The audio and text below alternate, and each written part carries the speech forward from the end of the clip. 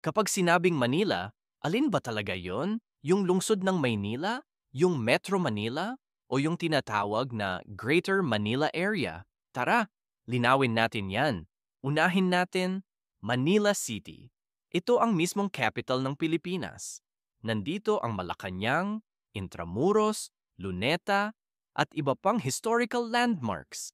Pero, maliit lang siya compared sa buong Metro Manila, around 42 square kilometers lang. Ngayon, Metro Manila, kilala rin bilang National Capital Region o NCR. Binubuo ito ng 16 na lungsod at 1 munisipalidad.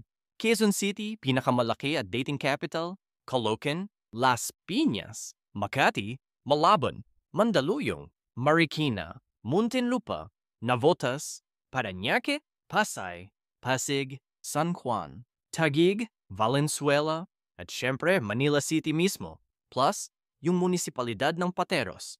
Ito ang political, economic at cultural hub ng Pilipinas. Kumbaga, dito umiikot halos lahat. Pero paano naman yung Greater Manila Area? Ito mas malawak pa, kasama na hindi lang Metro Manila, kundi pati karatig probinsya tulad ng Bulacan, Rizal, Cavite at Laguna.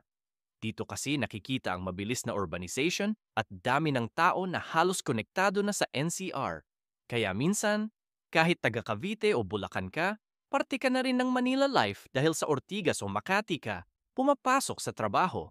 So ayun, Manila City, capital mismo. Metro Manila, NCR, 16 cities plus Pateros.